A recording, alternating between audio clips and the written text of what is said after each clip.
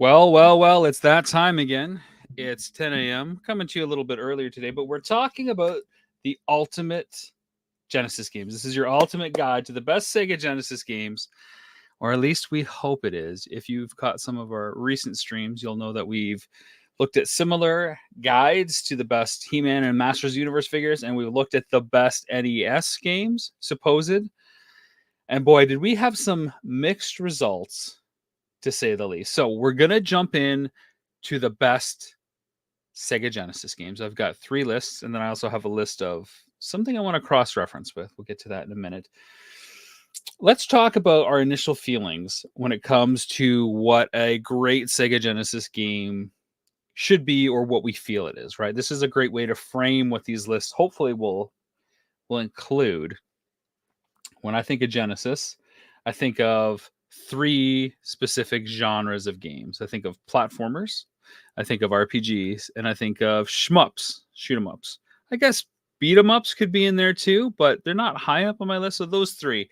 And that's a big upgrade from what we looked at when we were talking about the NES games. And again, if you want to go back and take a look at the ultimate guide to the best NES games that we recorded earlier this week, go for it, because we had said that the best NES games were essentially, some exceptions, platformers. And I think that's pretty accurate from what we saw on the list. Now, what they included on the list was a whole other story. Today, we have 3 different genres that may be on list: platformers, RPGs, and shmups. So let's get to the list and let's see what we find. Okay. First list I'm bringing up is from Complex. All right. I don't know much about this site, but they offered the 100 best Sega Genesis games. All right. We're going to see. Look at that giant controller. Who has room for that? Let's start with that. That's ridiculous. Okay. So here we go. Alicia Dragoon. This is an adventure platformer that I don't know anything about. Have you ever played this? I love that it's an early Genesis game, or a Mega Drive game, depending on what region of the world that you're coming from. It has that golden axe style look to it, but they don't even give a description on this site. It's just a solid adventure platformer co-produced by anime studio Gainax. All right, Outrun. So one of the caveats that I said yesterday for this whole list is that if it's an arcade port, I don't want to talk about it. One of the things the Genesis did do very well was give us really close arcade ports. Not like Sega Saturn, Dreamcast, perfect arcade ports, but really close. So I'm sure there's going to be a lot of arcade ports like Afterburner, Outrun, Space Harrier are going to be on this list. I don't want to include those. I think the Genesis library, what is the Genesis library? I'm going to take a look. How many games in the Sega Genesis? Let's take a quick look at that. There's 880 games between Sega and third-party games. So there should be 100, right? There should be 1/8, 12.5%. We should be able to find that don't include arcade games. So Zero Wing, I'm right now, I'm feeling like I don't know anything about this library between the first few. Do you know Zero Wing? I've never even seen that box art before. What is that? Are you familiar with this game? What I love about this list already is it's giving me stuff to research and understand, and then I can come back to this list and see if it makes the grade. Magical Hat Taruto Kun. The blurb here about this one that's interesting is it's developed by the same studio that would go on to make Pokemon. Don't know this. Zero Tolerance sounds familiar, but again, I don't know it. Okay, here we go. Alter Beast. This was the game that launched with the Genesis that I played for hours and hours and watched a lot of friends play. I really liked the transformation sequences, which was different than transformation stuff in games up until that point, where you would just get like a power up. Like there was something different about the way that you evolved in Alter Beast rather than just kind of putting on a suit like in Mario 3 that I truly appreciated. Starflight was good. Yeah, top 100, maybe. Wings of War, don't know that one.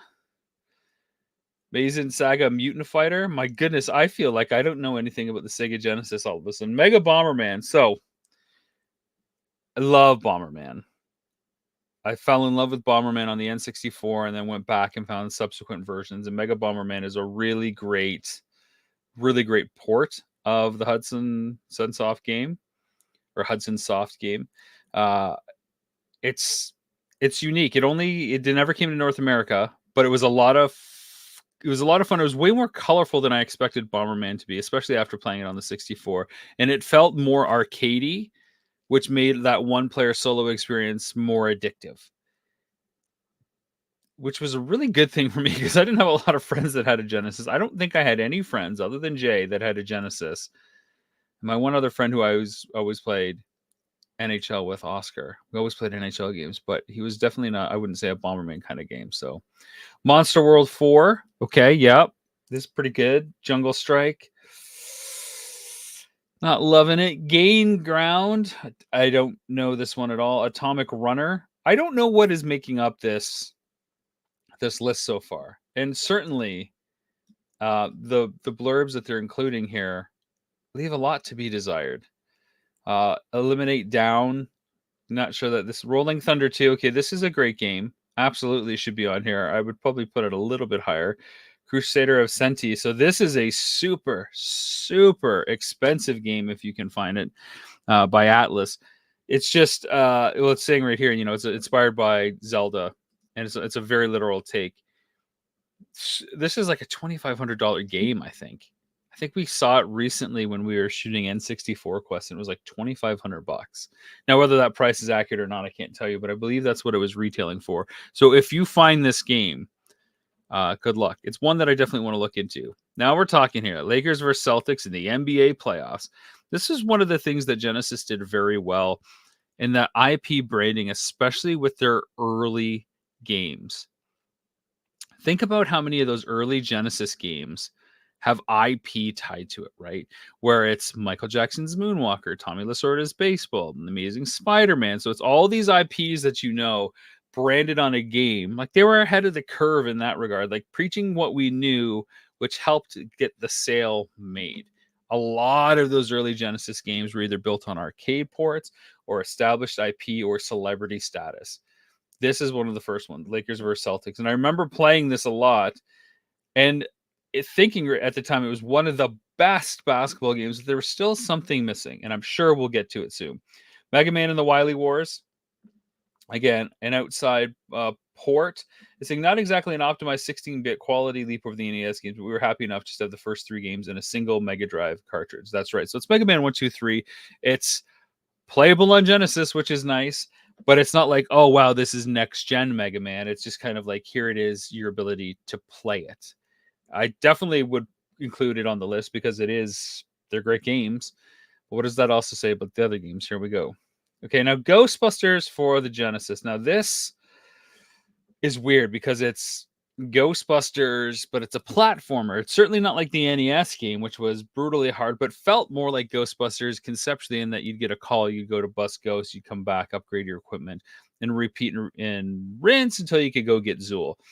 This was a bit more of an exploratory kind of platform where you get the different Ghostbusters and you go, and it was creepier. It was more supernaturally driven. And I think despite the weird mishmash of not thinking of Ghostbusters as a platform thing, it worked. It's almost, there's some DuckTale vibes to it and the amount of bouncing and jumping that you would do. Again, it makes me want to go back and play it right away because I have such love for that game. It's just it's a staple of my childhood, and I still don't have it. I don't think Airbuster is not something that I know about at all. El Viento, I don't know. I'm hoping that our other list that I actually know the games. The other list we're going to look at is like top 50 and top 25 or so. This one says it's the best installment of an Indiana Jones inspired trilogy. So I would really love to take that for a spin and see what that's like. I wonder how much is in English, because it's obviously a Mega Drive title. So Splatterhouse 3, this is a great game. I don't know that I'd put it this far down from number 1, this high on the list, or this low on the list, rather, 78. It's saying not only did it improve the classic Splatterhouse formula by giving the player more freedom to explore, it actually has a lot in common with the 2010 reboot in terms of story and gameplay. The Splatterhouse series were just great. I fell in love with them when it came to the TurboGrafx console and playing it there. It felt like a marquee title on that console. But being able to play it on Genesis, I think I played Splatterhouse 2 on Genesis, and I remember seeing this in stores, and I've seen this countless times hunting. But it's never one that I own, despite wanting to. The art for Splatterhouse is always fantastic, but TurboGrafx is where that franchise started for me. Twinkle Tail took the run and gun shooter gameplay most associated with Rambo inspired settings and gave it a fantasy theme. Who doesn't want to do run and gun fantasy magic stuff? Again, I can't refute or not. It's just a title that I haven't played. It looks pretty. Late to the party, John. That's okay. Milius Lives is here as well. Such a great platform, the Genesis, with a huge catalog too. You know, I'm really learning a lot specifically today, my friend, that I don't know much about these games that they're listing so far. A lot of them are Mega Drive entries, so it's understandable why I might not know them. And yeah, Splatterhouse is a total classic. So let's keep going down the list here. What's up, Tater? You're coming on with your other account, it looks like, via Twitch. That's cool. Alien Soldier. So this was one that obviously had a Genesis release as well. This is by Treasure. So Treasure is one of my favorite. And I'm hoping Gunstar Heroes, which is also a Treasure game, as well as I think it's The Adventures of Ronald McDonald, or maybe it's just called Ronald in McDonald Land or something like that, or it's also by Treasure. So I haven't played Alien Soldier, but given the fact it's by Treasure, I'm sure it's great. They are saying developer Treasure had a great streak of Genesis Mega Drive games that included this side-scrolling run-and-gun title that holds the records for most boss fights in its genre. There's 31 boss fights. It only has 2 difficulty settings, super easy and super hard.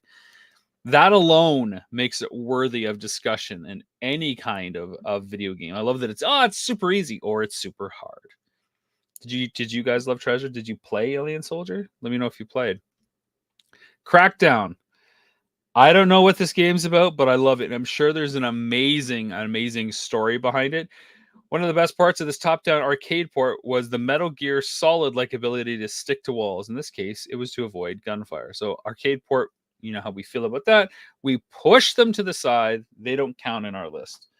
Kid Chameleon. This is a cart that I felt like I saw everywhere I looked, in every game store, in every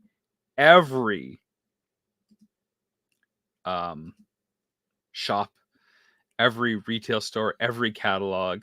I think because it was trying to appeal to you so hard, right? That I'll make that a little bit bigger for everybody here, because it's a kid. It's all this cartoon superhero type stuff. And look, he's skateboarding, so it's got to be everyone. It's saying co-designed by famed developer Mark Cerny, who of Sony fame. This was the high points of the US-based Sega Technical Institute.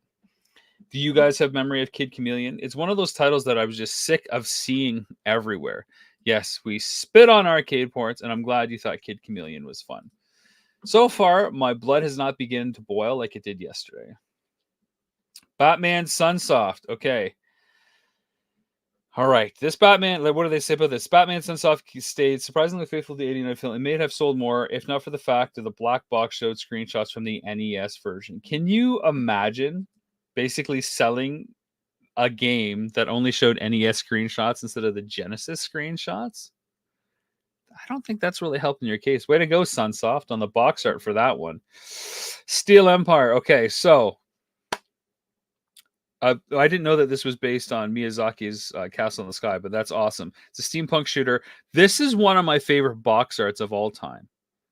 All right. Do you know who it's by? Do you? Mark Erickson is the artist behind Steel Empire. He also is known infamously for Mega Man 2 and the cover for Tengen Tetris, amongst other titles out there. But I just love the color, the perspective, the textures of this art in particular. And I bought a print from him, an 18 by 24 print that doesn't have any of the graphics over top of it. It's just a clear image of it. It's just absolutely beautiful. And I got to go back and play this one now because I didn't know it was based on Castle in the Sky. A huge Miyazaki Studio Ghibli fan. Do you guys play Steel Empire? What are your thoughts on that? Kid is pure attitude. That's right. Consumer fraud when it comes to Batman. Absolutely. And yeah, that is cool cover art. It's really awesome. I'm going to see if Mark Erickson still has copies. Mark Erickson, S-E-N, art prints. Oh, yeah, he does. Absolutely. Absolutely. I think it's on Image Kind, though. Yeah, so I'm going to throw this in the chat so you guys can see. Mark is a cool guy. I don't know if that's going to translate in the chat. Let me know if you guys can see that there. But that'll be your chance to buy a bunch of his artwork. There's retro video games. There's a bunch of other stuff in there. He did Earzogs Y as well, which I'm sure we'll find on this list. So Mark has done very many interviews with me over the years. So it's cool to be able to promote it. True Lies for the Mega Drive. Top-down shooter from what I remember. Don't know much about it. Don't remember playing it. This is probably because it's a movie that I didn't care for. Everybody was so pumped about it, but it felt like a step backwards from the Terminator franchise, and it felt a little bit corporate and just kind of meh, like a big explosion blow 'em up film. There was not enough genre in it for me as a film, so I really stuck away from it. All the merchandising and branding that went with it. Yeah, it was James Cameron. Yeah, it was Schwarzenegger again. Just was not one for me by any stretch. Okay, now we're talking my language again. Quackshot was a lot of fun. It wasn't as good as Castle of Illusion, the Disney Genesis games that I am most fan of. But the fact that Donald Duck was on it, looking like Indiana Jones, I was going to buy it right away, and I was going to enjoy the crap out of it. And who doesn't like a gun that shoots plungers, right? I mean, Donald Duck with a gun, doesn't that just sound dangerous? Earzogs Y is your introduction to the RTS genre. It better be on the list. I hope so. It was one of the rarest games for a very long time. So I'm sure it's on here. Light Crusader. Again, I know the box. I think it's an RPG. Okay, it says it's an action RPG. Showed a style exchange for Treasure. Displayed more of an European RPG look. Okay, well, there's another one for Treasure that I got to check out. This is again, oh wow, Hyperstone Heist. We're going to talk about this in a second. This is another one of these things that I love about these lists. It's the sense of discovery, right? What is it on this list that is really intriguing? Where yesterday was very much about, well, I can't believe you would include this so high on the list. Why is this there? This is something I got to check out. I'm really intrigued by Treasure as a developer. I want to know more. 68 TMNT, the Hyperstone Heist. So I'm kind of torn with this placing. I feel like this should be much higher, right? Because there wasn't a lot of turtle games on the Genesis. They also had TMNT Tournament Fighters, but this was really their big kind of side-scrolling beat 'em upper. You know, I think it should be much higher. I would say top 30 at 68. There better be some really great games ahead of it, and I don't think there are. Of course, this is the kind of counterpoint to Turtles in Time. This is much harder. It had different background layering, and the levels were a lot longer. I think there's only 6 levels compared to like 9 or 12 of Turtles in Time, so there's a lot of repetition within it. It seems harder to find when you go to trying to hunt down the game, but it doesn't ever seem as expensive as Turtles in Time. So pros and cons there. It should be 68 is a low grade for this. That's not good. That's not good. It should be ahead of Desert Strike. Again, another Mark Erickson painting, I believe. If you're going to make a game out of 1990s Operation Desert Storm, at least make it a good game. And Electronic Arts just did that and managed to spawn 4 sequels. Well, who doesn't want to capitalize on war like EA? Well, here you go. Do you remember playing Desert Strike? I remember so many of these military arcade-like shooters. And again, it just did not appeal to me as a gamer. I've never been huge into the military genre of gameplay. There's a few examples here and there. I think Modern Warfare 2, Call of Duty was fun. I enjoyed it for other reasons. I think it was really my first tactical first-person shooter game that I played, and I didn't want to take it online to deal with any of that hubbubaloo, as they call it. So I didn't. Lightning Force, definitely a great game. So there's something impressive about how overly produced the sequel to Thunder Force 3 was. It came with levels that were 3 screens tall and a difficulty where I didn't feel guilty for beating it with 99 lives. There's something great that if game's not difficult and you still want to play over and over and over again, there's something great about design. Yes, difficulty is an important part of every game design, but the addictive nature of performing actions and succeeding is an integral concept to game design. And I think that's something that was really prevalent and magical for the Genesis games. So many of their games were satisfying to just execute simple button commands and combos, whether it's an RPG, whether it's just a platformer jumping around, and just looking at the visuals coupled with these simple actions. That's one less talked about feature of Genesis games. that really goes the distance. You don't have to fight a lot of the software like you do in other games. General Chaos. Okay. Another kind of military theme. I had a friend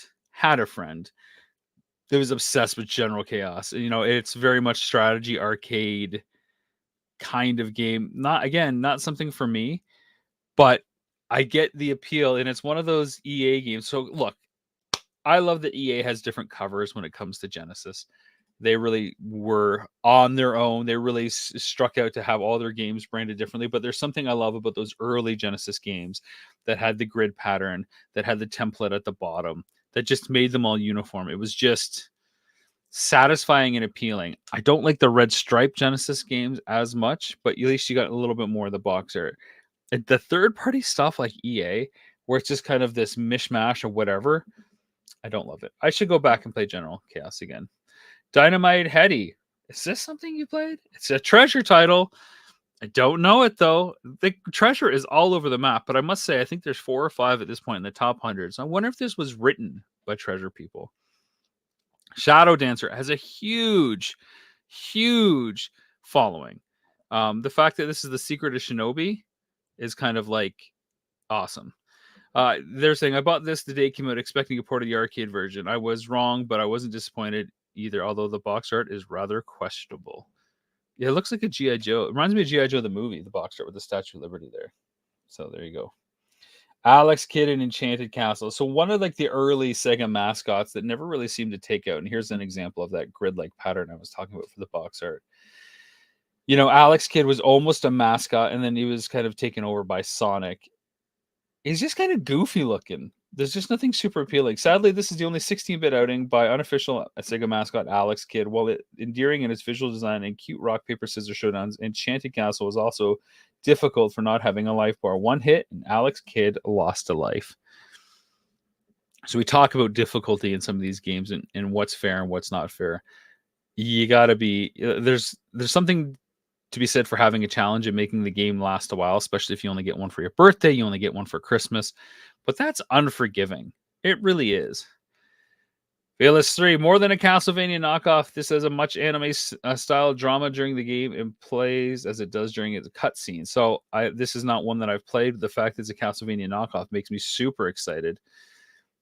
I'm not even going to try to say this. Uchu Senkan Gamora. Okay, I did try to say this. This doesn't look like a remarkable side-scrolling shooter at first. The reason why it's worth checking out is the 2-player cooperative gameplay. One player pilots the ship and main gun while the other controls the movable turret. So it's kind of like being in the Millennium Falcon. That's cool. I like that aspect to it at all. Shadow Dancer is good. Awesome. John needs to check out the treasure games as well. Right? Like there's some serious gold in the treasure stuff. I don't know if that's on purpose. See what I did there? Gold treasure. Yeah. All right. Syndicate. This was one of the deep cuts that I love. So this was very much like an XCOM type game. It was an action strategy game. Imagine kind of like being able to command a series of RoboCop-like figures and arm them differently and invade and infiltrate and put them on missions to take down bad guys. That's exactly what this is. So it was a computer game first, and it's been released several times and rebooted a couple times. So one of the few gaming exercises in literal corporate warfare. Well, rebooted in 2012 as a first-person shooter, the original game was an isometric, fast-paced action strategy game that also includes R&D towards cyborg upgrades and new weaponry. I love this game. I'd love to see a proper reboot done with an homage to the beginning. I'm sure there's one out there that is a bit of an upgrade from the Genesis version or a way that I can play the PC version nowadays. If you have tips on that, go for it. It was developed by Bullfrog but released by EA. So please check out Syndicate. John saying Syndicate is one that I always wanted to play. Yeah, trust me, if you love XCOM, I'm a huge XCOM fan. I didn't say I'm good at XCOM, but I'm a huge XCOM fan. You will fall in love with Syndicate. Even if you check out like some streaming video of Syndicate, you'll see exactly what I mean. It's like cyborgs and RoboCop version of XCOM. So it's very much like that. Got to check a lot on this list. I haven't heard a lot of these. Either have I. I feel like I've never played video games at this point, save a handful of these titles. Mind you, some of them, I'd say at this point, we're at 59. I'd say a good third or so are Mega Drive only titles, but we should have heard of them because we've been talking games for how long? Let's continue on the list.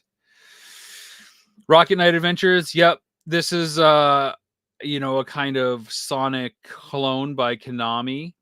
It didn't do it well for me, but I get why it's 58 on the list. I wish it was maybe a little bit higher because it's a quality game, which is nice to see that we're getting into that. We're underneath number 60. Castle of Illusion I'd be putting in the top 20. I don't know why it's here. I'm getting upset now. I'm gonna have a drink of coffee. You guys, where do you weigh in on Castle of Illusion? The game is so good that they rebooted it. They did a remaster version of it in 2013 that kind of went under the radar. It came out around the same time that DuckTales had a remastered version. I love Castle of Illusion. I cannot get enough of this. What do you think?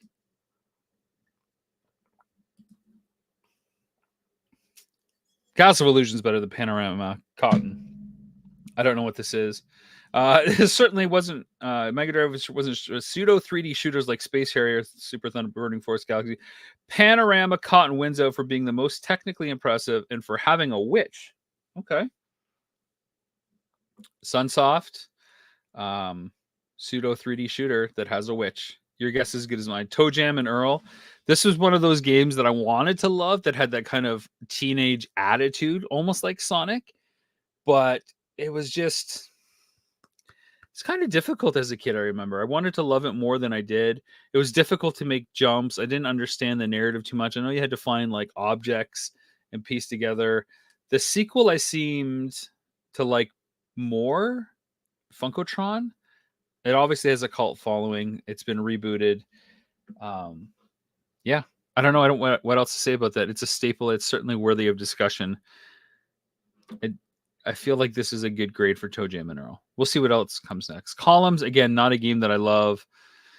I capitalized on the Tetris puzzle gaming kind of boom that happened when Game Boy came out. This was like Sega's answer to Tetris by doing columns.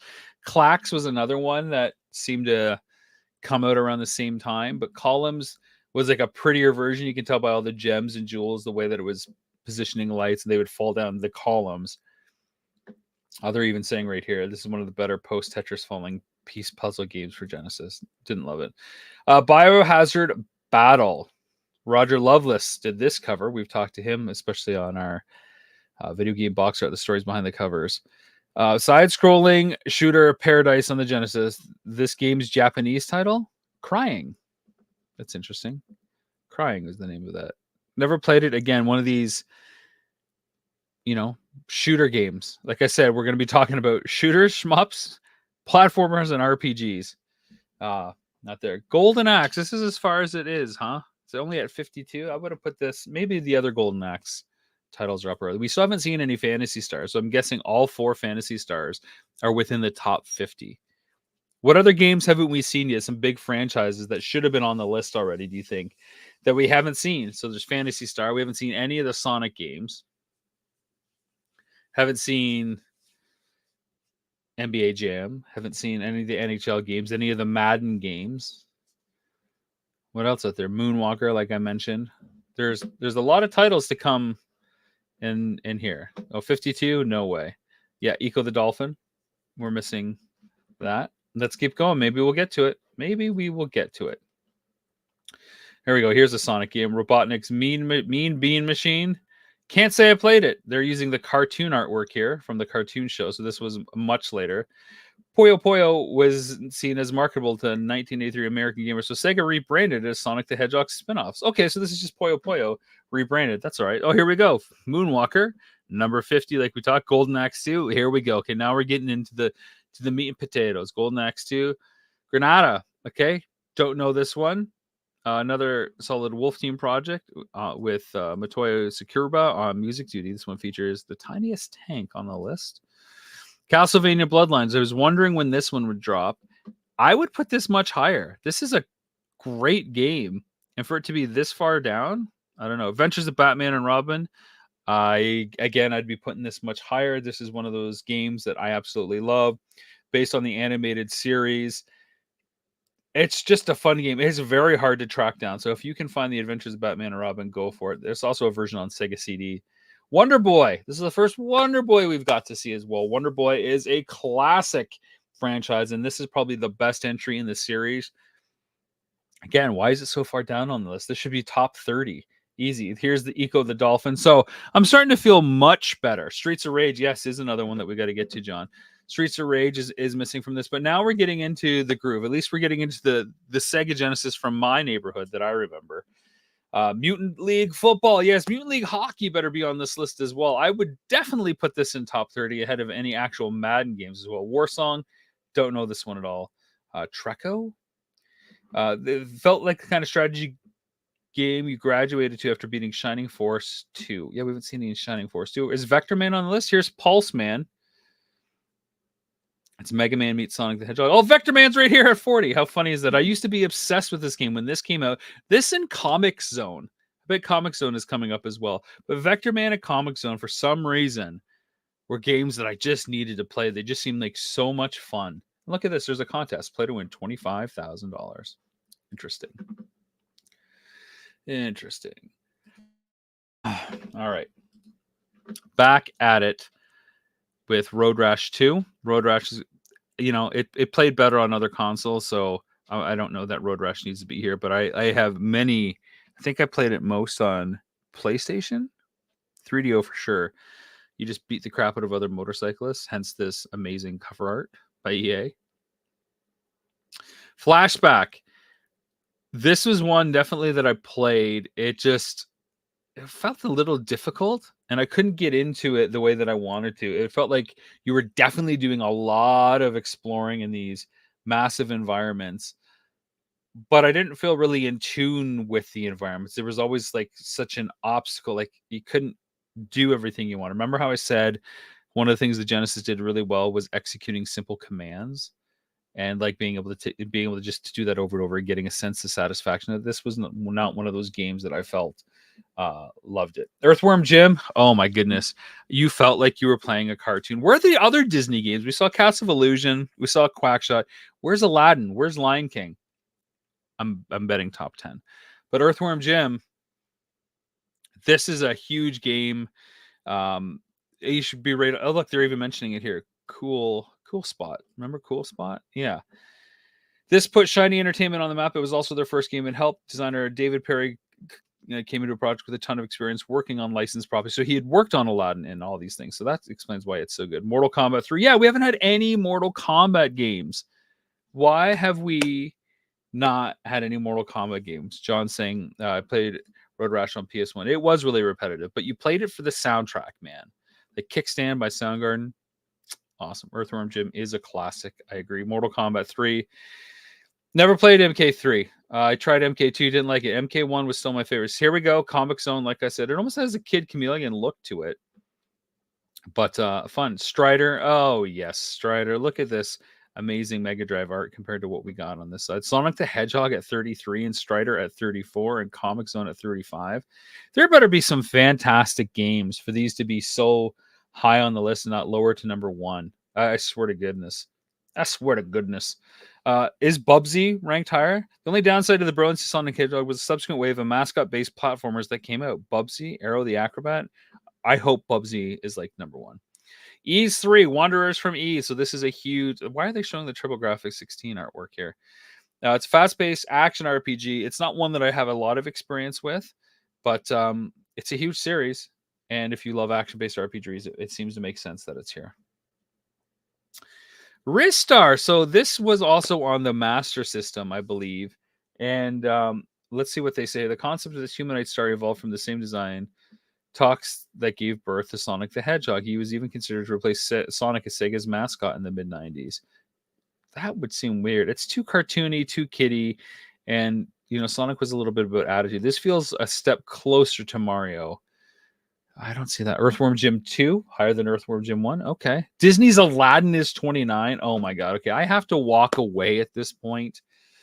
This list is starting. You're right, John. This list is starting to troll us. I don't appreciate what's going on here. Aladdin is top 5 game for the Genesis. It is maybe the best platformer.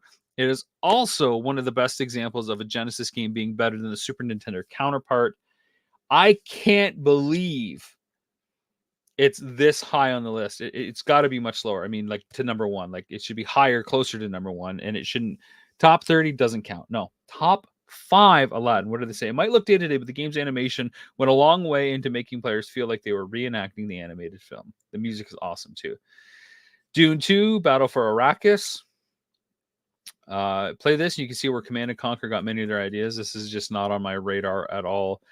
Ghouls and Ghosts. Okay, definitely a great game. Top 30 for sure. So it feels like it's in the right place. I'd even maybe put it in top 15, but not ahead of some of these other games. This is like, why are we going off the rails here? So this list, okay, this list went from like, here, I'm going to wow you with all these titles you probably don't know and hope that I can get away with your lack of knowledge and all these import games. Anybody that's an import watcher or an import game player, you're probably like, oh no, they belong on the list. And that's fine. That's okay. They're pulling one over on me, folks, here, and I don't like it. So Ghouls and Ghosts, again, harder than the Super Nintendo version. There's no double jump. It's just unrelenting, but I think it looks better. Pirates Gold is a great game. Top 30 for sure. I don't know. Good pirate games are rare. Thankfully, the Sid Meier Classic might be all you need, especially when you can play as a pirate, privateer, or pirate hunter. If you played Pirates Gold, you should check it out. Sonic and Knuckles is at 25. Again, this would be like a top 10 game, and this is a bit of a gotcha, but it's definitely up there. It's a crime that it's this far away from number 1. Out of This World should not be there. Land Soccer, The Treasure of the King Noel. What is going on here with this list? Shadowrun, yeah, great game for sure. Love the art. Roger Loveless again, I think there. And look, they're even saying here another instance where the Genesis version was better. Here you go. Erzog's Y. Absolutely. Mark Erickson artwork, which is just fantastic. Real-time strategy genre came from this. I don't know this one. Gairez.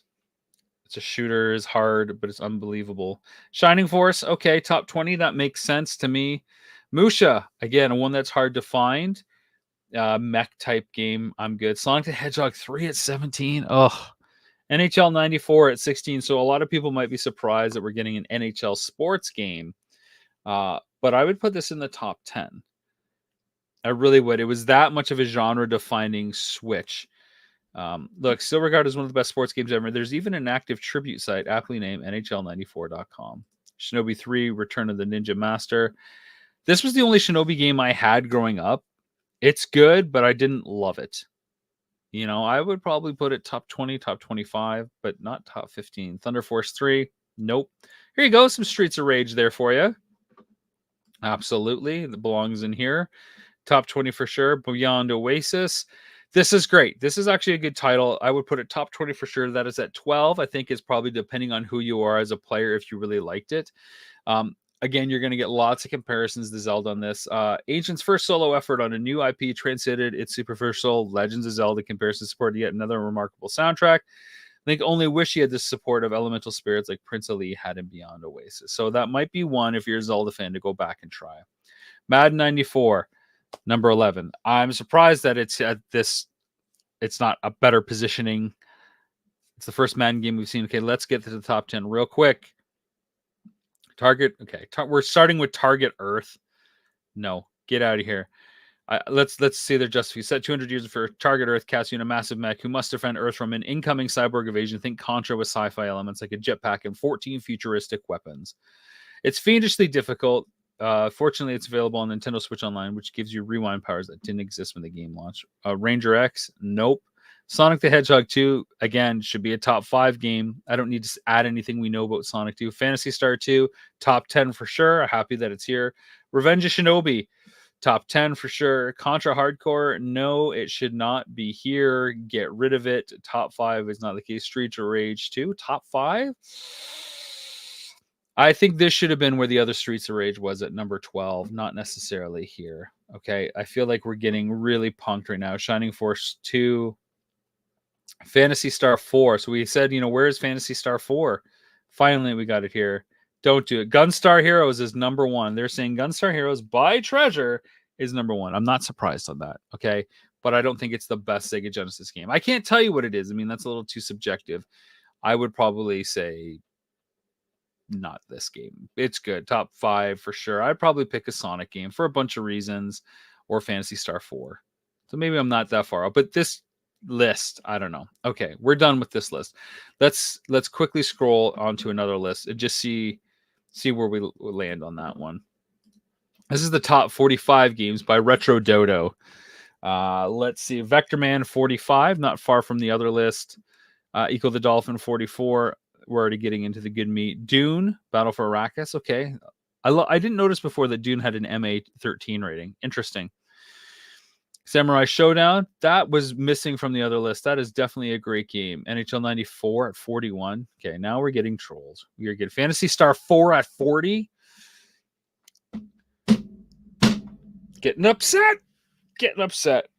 Okay, Super Street Fighter 2. Now, unless you had the 6-button controller, I don't think you can really put this on any list, okay? And it's just way better on Super Nintendo. Okay, The Lion King wasn't even on the other list, so the fact that it's on this list is nice. Top 30 game for sure. Come on. And then they put Disney Aladdin's at 37. So Aladdin would be definitely one I put in my top 5. The fact that it's here, not good. Beyond Oasis, again, we talked about that. Toe Jam and Earl, Panic on Funkotron. So we mentioned that. I said the sequel was definitely better. Let's see if they placed the original. Had it Mean Bean Machine. Talked about that. King of Monsters 2. This was left off the other list. Again, this is a kind of a more mature game. You can see it has an MA 13 rating. I never played the first King of Monsters, so I couldn't talk to you about that. Looks fun, though. Different take on the fighting genre. Shining Force 2 at 32 on this list. Well, these people have very different opinions in some cases. Alex Kidd, I think it was 29 on the other. Here it is at 31. Like, look how simplistic and Playmobil that is there. So not good. Flashback here. We talked about that before. Michael Jackson's Moonwalker, I'd put higher on the list. Again, it's probably stuff like the music, the built-in stuff, 28. So they had it as 58 on the other list. That's why it's got to be higher. So this seems a little bit more accurate there. Micro Machines 2. So I never played Micro Machines on Genesis, but I got to find it from Codemasters. Okay, well, now we got some goals. Now we got some goals to track down some stuff. There we go. Apparently I wasn't screen sharing. You guys didn't miss much there, as you can tell. So the Gunstar Heroes is 26 on this list. 26. So it went from 1 on another one to 26 on this list. It's a great game, but it's not that great. Golden Axe 2 is 25. Sword of Vermilion. So I was surprised this was left off of the other list because this is one of those staple RPGs that came out. It had to compete with Final Fantasy and a lot of stuff that was happening in Japan, even The Legend of Zelda for a different, in a different kind of way. I think the artwork killed it. It's not that great of a cover, but it actually is a pretty great game, and it's usually considered a must-have RPG. Landstalker, again, this was on the other list, but it's not one that I'm too familiar with. NBA Jam Tournament Edition. Again, this is a top 5. So this is Rob's 10th top 5 game. I played this to no end. Yeah, there's a lot of sports games I played, but this I probably almost played as much as NHL 94. And I never played another basketball game, owned another basketball game after NBA Jam Tournament Edition. It's just simply that good. Monster World 4, we talked about that. Let's see if there's anything. Bloodlines they have at 20, which feels better than where it was before. I think it was in the low 40s. Sonic and Knuckles at 19. This should be a little bit higher, I feel like. Altered Beast at 18 instead of like in the 60s. Again, it's an arcade port. Columns, we talked about that. There's a nice screenshot of Columns that you can see there, how it's much like Tetris, but they're trying to use the graphics to say it's more. They have the original Toe Jam and Earl at 16. I think they had the sequel at 32 or so. Not too sure about Earthworm Jim 15. That feels better to me already. Sonic the Hedgehog 3, which wasn't even mentioned on the other list, is at 14. This game was rushed, I feel, in development, but it's really, really great. It's clearly one of the best Sonic games, and when you combine it with Knuckles, it's really great. A Mega Bomberman they have here. So boom, here we go. Bomberman, like I said, it's a quintessential Bomberman experience for solo play. If you ask me, nothing will beat 64 that I've seen so far. Taz. So we haven't seen any of the Looney Tune games. So that's interesting that they put Escape from Mars here at 94. What do they say? I like games where the unlikely heroes ends up becoming the star of the show. Long before Crash Bandicoot was spinning and defeating enemies, Tasmanian Devil was kicking butt and taking names. His own brand of crime. So there you go. There's the second Taz game, I believe. So again, the graphics are great. A lot of Looney Tune throwback, Witch Hazel, good stuff. Contra Hardcore. Am I the only one that doesn't feel like this game is that great? Every console needs an iconic run and gun title, and Hardcore certainly filled that slot for the Genesis. You might know it as Pro Protector here in Europe, and this spin-off of the Contra series went on to become a classic title that is still played by gamers today. I never saw it as something great. It's certainly never as good as the NES version. Raw is number 10. I don't know what to say about that. I'm absolutely gobsmacked that this is number 10. I just have to move on. It wasn't Royal Rumble. It was a big button masher. I feel like this is like you need the 6-button controller to do it justice. I felt the ring was too big. There's just it's a I don't know. Games like this never grow old, and they're still fun to play with your mates. Sure, the PlayStation 4 WE games are much better graphics, but the Genesis version was back from a time where Endangered Pandas and Bret Hart both came under the WWF title, and that's weird, funny, and wrong on so many levels. All right, Shinobi 3, they had it at 15 on the other list, 9 here. Comic Zone High, yep, we talked about that. Streets of Rage 2. Quackshot at 6. I don't know if it needs to be 6, but there it is. Castle Illusion going to be higher. James Pond 2. We are getting trolled. We are getting trolled to no end here. James Pond 2. Combat Cars? What is going on here? The top 4? Ristar number 3? What? Rocket Knight Adventures number 2? What do they have as number 1? I'm afraid to look. Sonic the Hedgehog 2. Okay, well, I guess. I mean, I can see why lists have that as well. Let's make sure we screen share the last one here. Top 20 games. You ready? Here we go. Top 20 games. Here we go. Let's see how much we can get upset with. Okay, Earthworm Jim at 20. Sure. Rocket Knight Adventures at 19. That feels a bit down to earth. Golden Axe at 18. Shining Force 2 at 17. This list is so far the best. Urzog's Y, yep, 16. I can get on board with Vector Man 15. I love the momentum here. Mean Bean Machine. I haven't played this game, so maybe I got to give it some love. Again, it's Puyo Puyo. NHL 94 at 13. I can dig this so far. MK2. Feels a little left field, but all right. Hardcore. I gotta just acquiesce since it's on every other list at this point. Toe Jam and Earl at 10. Seems a bit high there. Streets of Rage 2. This list is pretty good. Bloodlines at 8. Seems a bit high, but I get it. Okay. All right. Beyond Oasis at 7. That could be fair. Shinobi 3. Sonic the Hedgehog 2 at 5. Monster World 4 at 4. Gunstar Heroes at 3. Phantasy Star 4 at 2, and Sonic 3 and Knuckles at 1. That list is pretty good. That was the best list. I can get behind that list for sure. That seems pretty accurate. I don't know that all those games are in the right spots, but I think all those games belong in the top 20. Now, the last thing that I wanted to get to, guys, was just looking at the best-selling games. The lesson I'm learning here is we need to skip to the last list.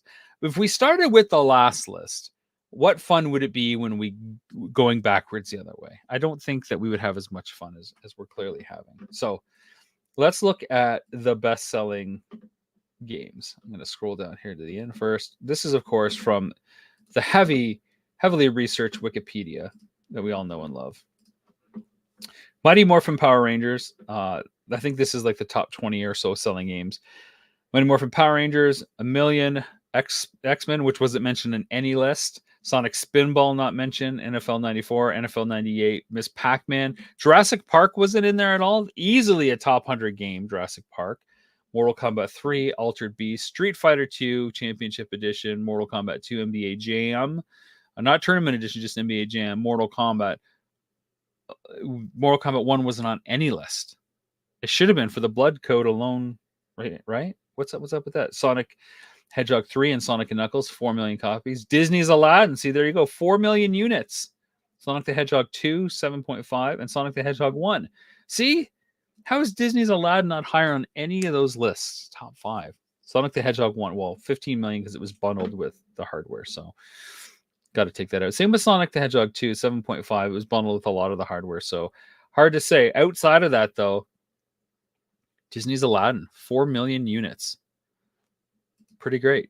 Did we miss a game that should have been on those lists? I'm racking my brain to think of what games that I had for Genesis that wasn't on those lists, because I feel like every game that I had, not like my hipster adult throwback, I want to buy this for the cover art picks, but what games did I have as a kid that were not on that list? I'm going to have to go back and look at my collection, because I feel like there's a bunch that we're missing. There was a bunch that I want to look into, which was the best part of that first list. I want to look in basically the treasure games. And then there's a bunch that I don't ever want to see again because I feel like I've been completely trolled.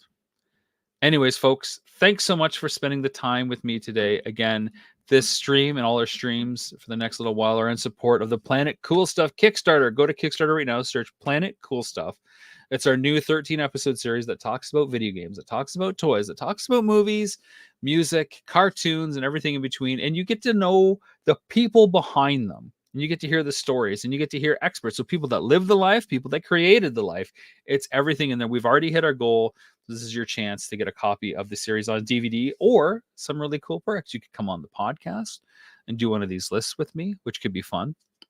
Tell me I'm wrong and educate me. Tomorrow we have a special guest who I'm sure is going to school me. Joey Image is a professional wrestler, former professional wrestler, retired professional wrestler.